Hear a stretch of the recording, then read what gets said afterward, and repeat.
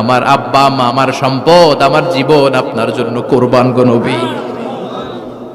ওয়া কানা বাইনা কাতিফাইহি খাতামুন নবুওয়া, আর পিঠের মধ্যে কাজিররিল হাজালা, কবুতরের ডিমের মতো একটা মাহরুন নবুওয়া ছিল।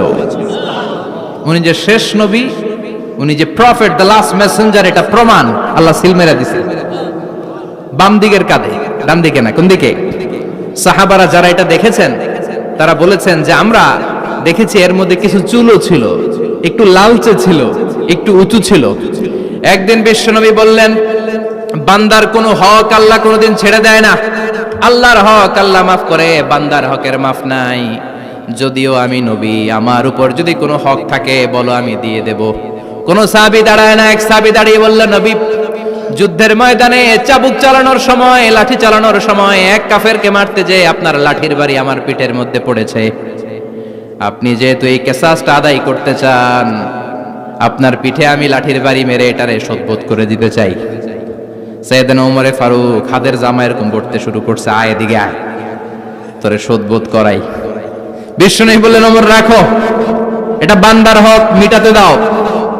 বিশ্বনবী বললেন, আসো, তুমি এসে আমার পিঠে লাঠি দিয়ে চাবুক দিয়ে বাড়ি মারো। সাহাবী বলে, ও নবী, তখন দুর্ভিক্ষের সময়ের যুদ্ধ ছিল, আমাদের গায়ে জামা ছিল না। যখন আপনি আমার চাবুকটা পিঠের মধ্যে মেরেছেন, আমার পিঠে তখন জামা ছিল না। আপনি যদি যথা নিয়মে কিসাসটা আদায় করতে চান, আপনার জামাটা খুলেন, খালি পিঠের মধ্যে বাড়িটা মারিস। এবার আর ওমরে ফারুককে ধরে কে?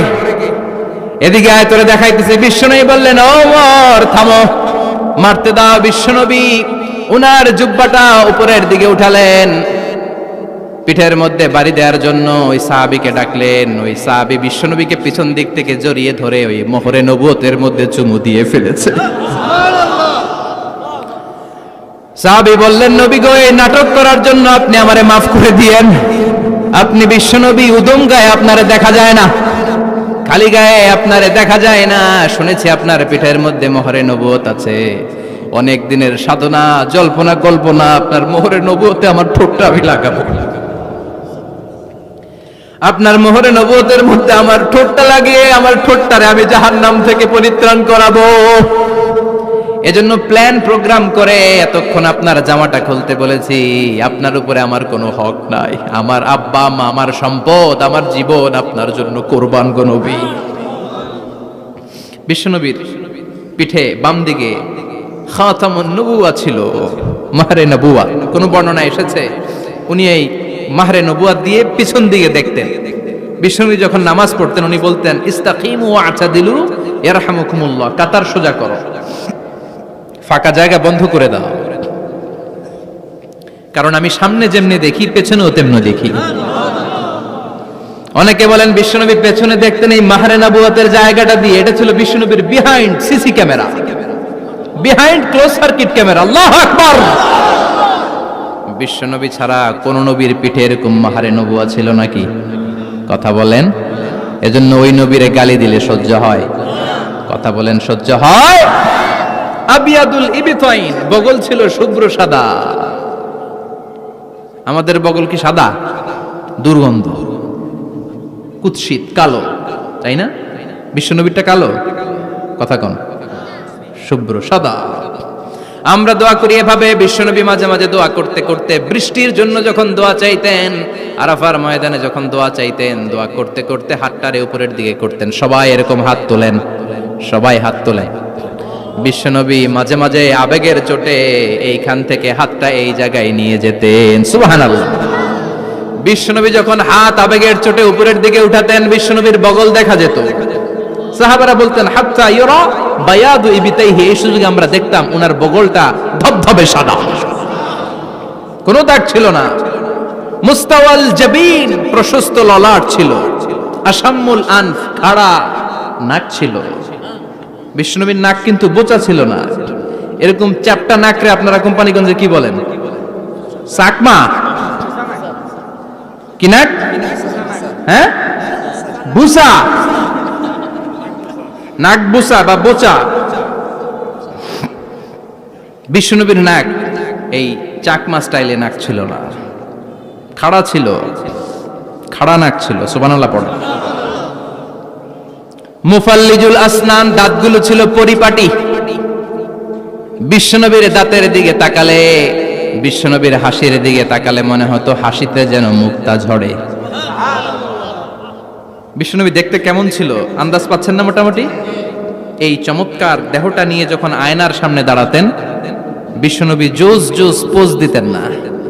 এখনকার ছেলেপেলেরা বলে আয়নার সামনে দাঁড়াইয়া দেই জোস জোস পোজ, আছে না নাই?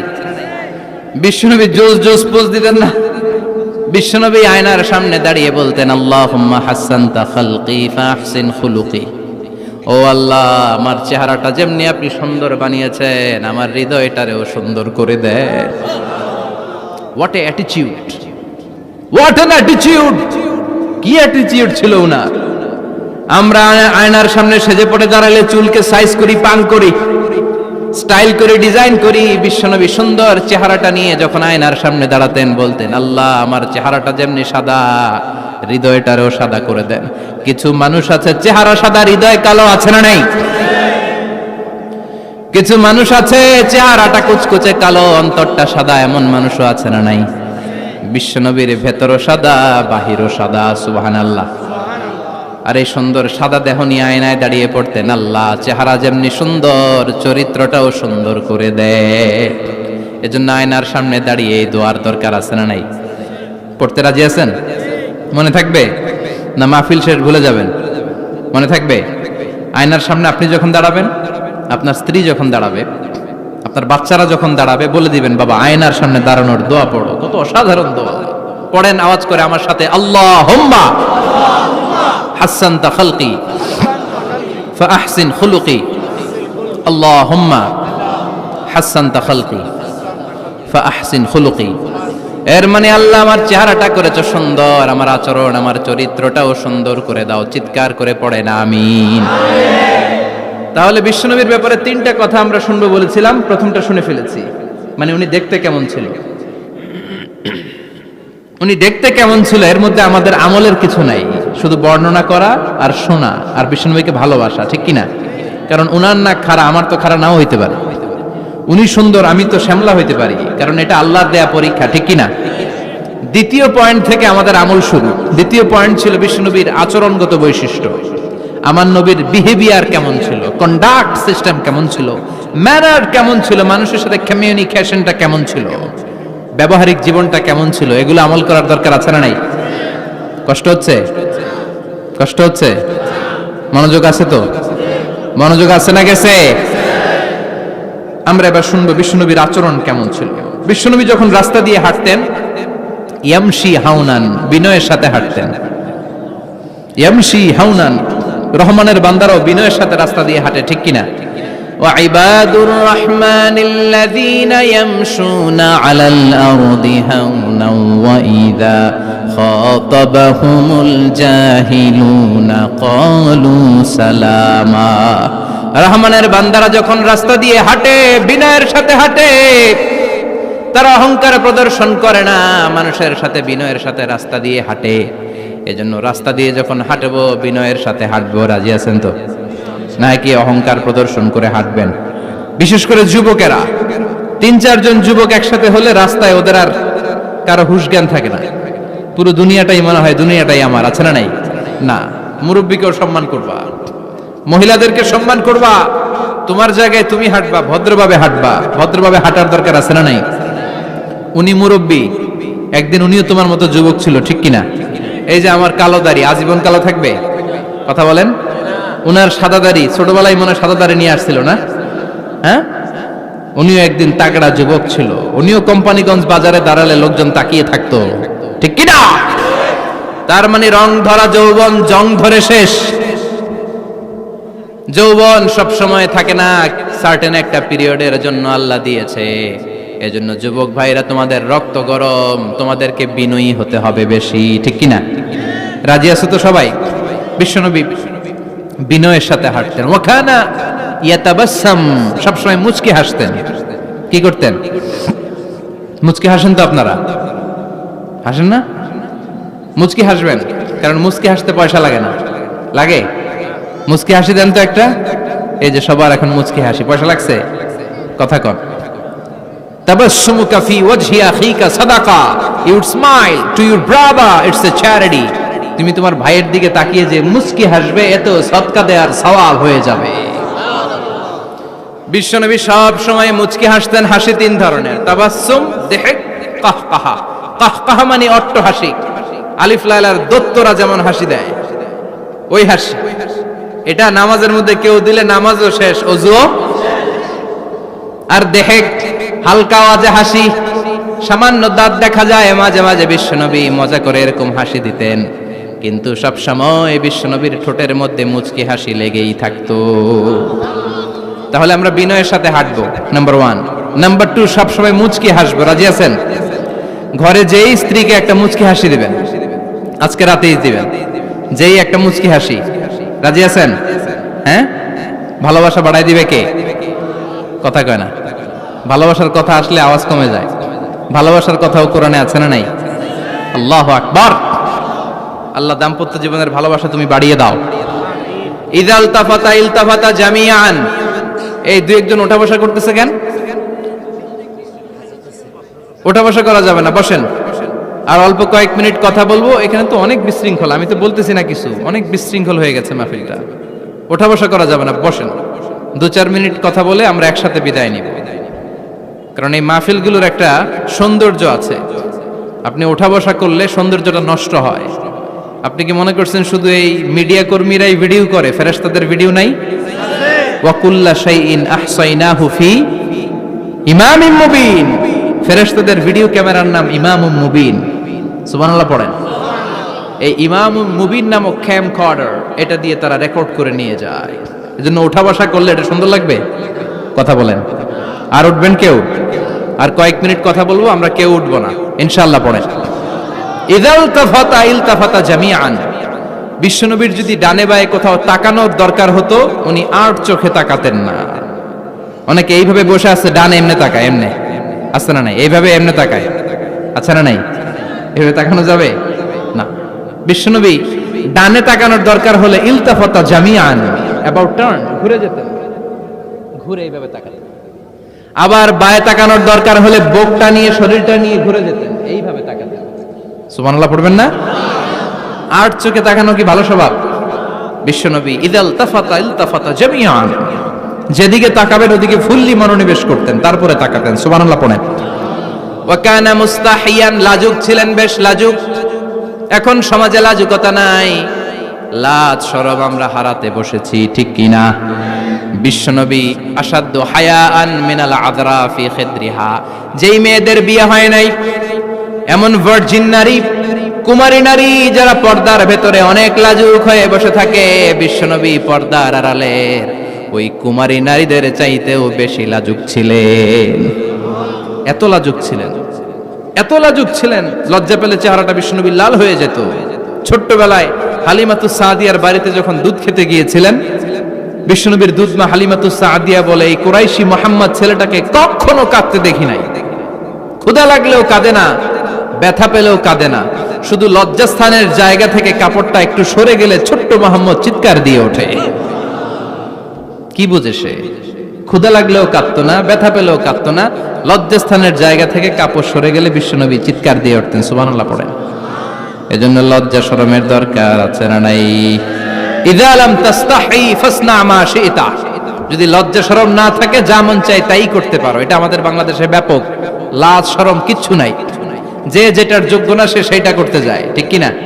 এই যে হিরো আলমের মনোনয়ন নিয়ে টানাটানি, কোনো লজ্জা শরম আছে? আমার যোগ্যতা থাকতে হবে না? আমাকে রাজনীতি জানতে হবে না? আমাকে যদি আজকে বলে মিজানুর রহমান আজহারী আপনি অনেক কোয়ালিফাইড লোক, আপনি কালকেই দেশের প্রধানমন্ত্রী, আমি ওই জায়গায় বেহুশ। কারণ আমার নাই কোনো রাজনৈতিক জ্ঞান, নাই কোনো ডিপ্লোম্যাটিক জ্ঞান, নাই কোনো কূটনৈতিক জ্ঞান, এই কাজ আমার নয়। এজন্য লাজুকতার বড় দরকার। যেখানে যার বসা দরকার সে সেখানে যাবে। কিয়ামতের আগে যেই লোক যেই চেয়ারে বসার দরকার ওই লোক ওই চেয়ারে বসবে না। এটা হলো কিয়ামতের আলামত। জোরে কোন ঠিক কিনা? সভাপতি হওয়ার যোগ্যতা নাই, সভাপতি হয়, আছে না নাই? সেক্রেটারি হওয়ার যোগ্যতা নাই, সেক্রেটারি হয়, এরকম সমাজে আছে না নাই? নেতা হওয়ার যোগ্যতা নাই, নেতা হয়, আছে না নাই? সবগুলো কিয়ামতের আলামত। আমার বিশ্বনবী এমন লাজুক ছিলেন, বিশ্বনবীর মতো এমন লাজুক নবী আর কেউ ছিল নাকি? কথা বলেন। ওয়া কানা আসহাবুল মাইমানা, বিশ্বনবী ডানপন্থী ছিলেন। কি পন্থী? কি পন্থী? মুষ্টিবদ্ধ ডান হাতটাকে এরকম উপরের দিকে করেন আর চিৎকার করে বলেন, বিশ্বনবী কোন পন্থী ছিল? আমরা কোন পন্থী? জান্নাতে কারা ঢুকবে? কোন বামপন্থীর স্থান জান্নাতের ভেতরে হবে? চিৎকার করে বলেন, কোন নাস্তিক জান্নাতে ঢুকতে পারবে? এজন্য নবীদের মতো ডানপন্থী হতে হবে, যেরকম ঠিক কিনা? বিশ্বনবী সব ভালো কাজগুলো ডান দিক দিয়ে করতে পছন্দ করতেন। জামা পরলে ডান দিক দিয়ে, খাবার বিতরণ করলে ডান দিক দিয়ে, মুসাফা করা শুরু করলে ডান দিক দিয়ে, ডান দিক দিয়ে ভালো কাজ বিশ্বনবী পছন্দ করতেন। সুবহানাল্লাহ পড়েন। আসহাবুল মাইমানা, বিশ্বনবী মেহমানদারি করতে পছন্দ করতেন। আমরা করি তো? মেহমানদারি করান? মেহমান ঘরে আসলে ভালো লাগে? খারাপ লাগে কার কার দেখি?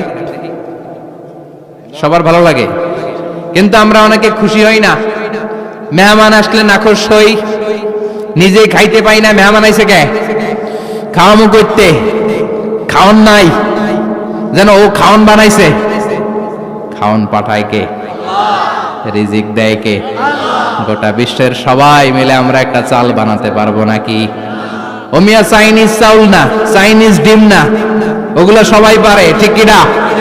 আল্লাহর বানানো ন্যাচারাল চাল, গাছের মধ্যে হওয়া যেই চাল, ধান আল্লাহ তৈরি করেছে, এরকম ধান, এরকম একটা পেয়ারা, এরকম ছোট্ট একটা কমলার টুকরা গোটা বিশ্বের সবাই মিলে বানাতে পারে নাকি? এজন্য রিজিকের মালিক কে? মেহমান আপনার রিজিকে ভাগ বসাতে আসে না, সে তো তার রিজিক নিয়ে আসে, সে আরো এসে আপনার রিজিকে বরকত ঢুকিয়ে দিয়ে যায়। চিল্লা এখন ঠিক কিনা? কারণ আমরা বরকতে বিশ্বাসী। বরকত বিশ্বাস করেন? 5 লাখ টাকা মাসে কামায়, ডাইন হাতে বা হাতে, আছে না নাই? হালাল হারাম ইচ্ছা মতো কামায়, মাস শেষে কিচ্ছু থাকে না, এরকম ডাকাইত আছে না নাই? হসপিটালের একটা বিল পরিশোধ করতে 3 লাখ চলে যায়, ঋণের বোঝায় জর্জরিত, রাতে ঘুম নাই, তার মানে বরকত নাই। আরেকজনের বেতন 20,000, কয় হাজার? বাড়ি ভাড়া 6,000, বাজার খরচ 6,000, ছেলে মেয়ের স্কুলের বেতন 6,000, বেড়ায় দান করে আরো 1,000, আরো থাকে। সুবহানাল্লাহ পড়েন। দিস ইজ কল্ড বারাকা। 20,000-এর বেতনের ভেতরে বারাকা ছিল। 5 লক্ষ ইনকাম, 1 টাকাও নাই, ঠিক কিনা? এজন্য কোটি টাকার মালিক দেখলে মনে করবেন না অনেক সুখ। এই দুনিয়ার জীবনটা ধোঁকা, মোহাচ্ছন্ন হয়ে আছি আমরা। এটা ধোঁকা, এটা মরিচিকা, এটা চাকচিক্যময় একটা জায়গা। মৃত্যুর পর মনে হবে একটা দুঃস্বপ্ন ঘটেছিল আমার। বিশাল এক জগৎ পড়ে আছে সামনে।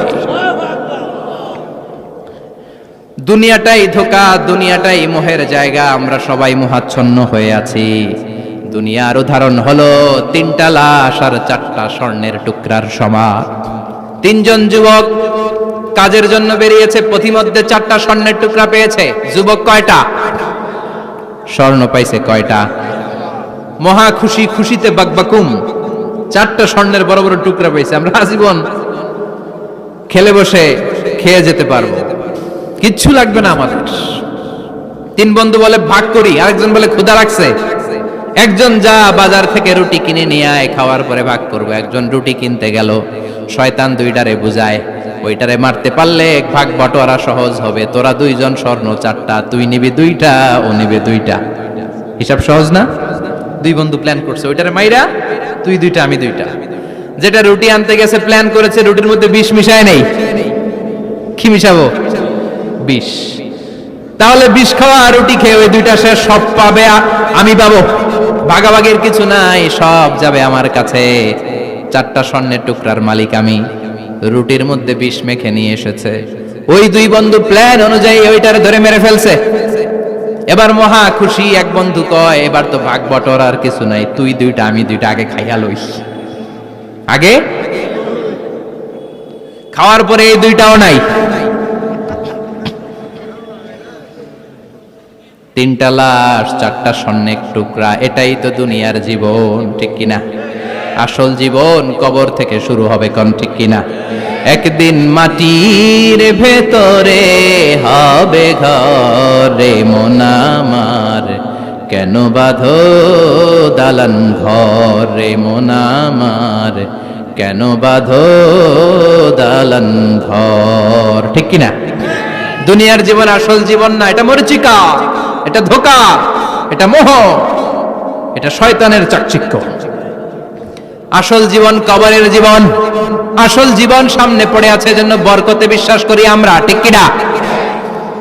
ল্যান্ড ক্রুজার দাপিয়ে বেড়ায়, বড় বড় টাওয়ারের মালিক, অনেক সম্পদের মালিক। এটা দেখেই মনে করবেন না অনেক সুখে আছে, ঘরে যেয়ে দেখেন কোনো সুখ নাই। ঠিক কিনা? সাধারণত টাকা যার বেশি দুঃখ তার বেশি, টাকা যার কম সুখ তার বেশি। সুবহানাল্লাহ পড়েন। আল কানাআতু মিনাল ইসলাম। এজন্য আমার শ্রমিক ভাইয়েরা, আপনাদের এক পা জান্নাতে এমনিই ঢুকে আছে।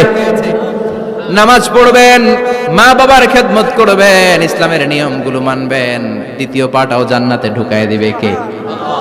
আর যারা কোটি কোটি টাকার পাহাড় বানিয়েছে, ওদের হিসাবের ফিরিস্তি অনেক বড়।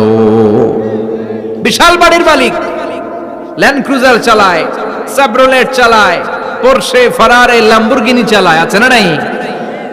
ঘরে সুখ নাই, রাতে ঘুম নাই, টেনশন আর টেনশন।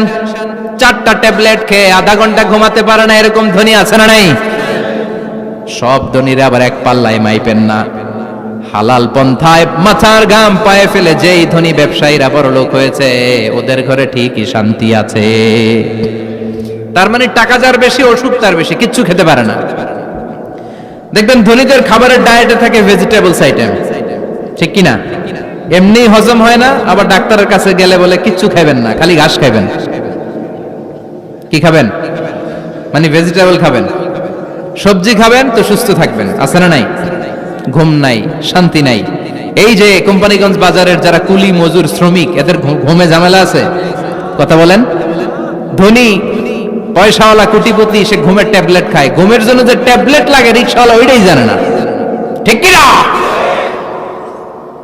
1000 কোটি টাকার মালিক হলে বাড়ি কিনা যায়, গাড়ি কিনা যায়, সুখ কিনা যায় না। কোম্পানিগঞ্জ বাজারে সুখ বিক্রি হয় এমন দোকান আছে নাকি? কথা কন, একটাও নাই। কি করলেন আপনারা? সুখের দোকান দিতে পারলেন না। কি আজীব তামাশা! টাকা দিয়ে সুখ কিনা যায় না, গাড়ি কিনা যায়, বাড়ি কিনা যায়, কিন্তু সুখ নো ওয়ে, কেনা যায় না। টাকা হলে জাজিম কিনা যায়, বালিশ কিনা যায়, ঘুম কিনা যায় না। ঘুম কিনা যায়? ফার্মেসিতে ডাক্তারের কাছে যে যদি বলেন 2000 টাকার ঘুম দেন, দিবে? ডাক্তার কি বলবে? দূর মিয়া, আমারই ঘুম আসে না, তোমারে আমি ঘুম বিক্রি করুম। আচ্ছা না নাই? শ্রমিক ভাই, রিকশাওয়ালাদের ঘুমের ঝামেলা নাই। যেখানে রাইত ওইখানেই, যেখানে রাইত ওইখানেই কাই। ওর মাথা লাগতে দেরি বিছানায়, নাক ডাকতে দেরি হয়, ওর নাকের ডাকের আওয়াজে ট্রাকের ইঞ্জিনও ফেল। ঠিক কিনা? এজন্য আমরা বরকতে বিশ্বাসী। অল্প খাবো, অল্প পড়বো, অল্প জমাবো, অল্পের ভেতর বরকত দিয়েছে কে? এজন্য মেহমান আসলে বিশ্বনবী খুশি হতেন, আমরাও মেহমান আসলে খুশি হব। রাজি আছি না নাই? সবাই রাজি? মেহমানদারি করাবেন তো? এরপরে বিশ্বনবী ইনসাফ করতেন। কি করতেন? ইনসাফ করতেন। বিচার করার সময় বিশ্বনবী ইনসাফ করতেন। গোটা বিশ্বকে ইনসাফ শিখিয়েছেন বিশ্বনবী। আমাদের দেশেও তো ইনসাফ হয় না? হাইকোর্টে, সুপ্রিম কোর্টে, গ্রাম্য সালিশে আছে? আছে? আহা, আহকামুল হাকিমিনের দরবারে সবগুলো বিচার আবার বসবে। চিল্লায় বলেন ঠিক কিনা? অমিয়া দুনিয়াতে বিচারপতি বিচারের রায় দেয়, ওই বিচারপতিরও বিচার আছে না নাই?